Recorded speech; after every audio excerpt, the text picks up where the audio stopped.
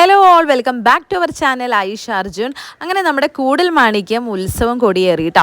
അപ്പോൾ അറിയാത്തവർക്കായിട്ട് ഇന്ത്യയിലുള്ള ഒരേ ഒരു ഭരത ക്ഷേത്രമാണ് തൃശ്ശൂർ ജില്ലയിലെ ഇരിങ്ങാലക്കുടയിലുള്ള ശ്രീ കൂടൽമാണിക്യം ടെമ്പിൾ. അപ്പോൾ ഭരതൻ എന്ന് പറയുമ്പോൾ ശ്രീരാമൻ്റെ അനിയനാണ് ഭരതന് വേണ്ടി ഡെഡിക്കേറ്റഡ് ആയിട്ടുള്ള ഒരേ ഒരു ക്ഷേത്രമാണ് കേട്ടോ ഇത്.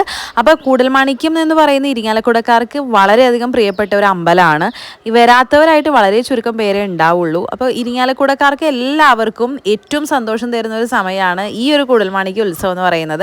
അങ്ങനെ ഞാനും അർജുവേട്ടനും അമ്മയും ഡാഡിയും കൂടിയിട്ട് കൊടിയേറ്റം ദിവസം പോയിട്ടുണ്ടായിരുന്നു. അപ്പോൾ എല്ലാ വർഷവും ഞങ്ങൾ ഉത്സവം കാണാനായിട്ട് പോയിട്ടുണ്ട്. പക്ഷേ ഒരു ഇരിങ്ങാലക്കുടക്കാരി ആയിട്ട് പോലും ഞാൻ ഇന്നേ വരെ കൂടൽമാണിക്യം ഉത്സവം കൊടിയേറുന്നത് കണ്ടിട്ടുണ്ടായിരുന്നില്ല. അതുകൊണ്ടാണ് കൊടിയേറ്റത്തിൻ്റെ അന്ന് കാണാനായിട്ട് പോയത്. അപ്പോൾ അവിടെ ഒരു ജനസാഗരം തന്നെയായിരുന്നു. ഞങ്ങൾ ആദ്യം തന്നെ തൊഴാനായിട്ട് കയറി. ഒരു 7 മണിയോട് കൂടി വൈകിട്ട് നമ്മളവിടെ എത്തി. 7 മണിക്ക് നമ്മൾ തൊഴാനൊക്കെ കയറി. അടച്ചുപൂജയായിരുന്നു. അത് കഴിഞ്ഞ് നമ്മൾ പുറത്തിറങ്ങിയതിന് ശേഷം നമ്മൾ കൊടിയേറ്റത്തിന് വേണ്ടിയിട്ടുള്ള കാത്തിരിപ്പായിരുന്നു. 8:10-നും 8:40-നും ഇടയിലായിരുന്നു നമ്മുടെ ഉത്സവത്തിൻ്റെ കൊടിയേറ്റം നടക്കുന്നത്.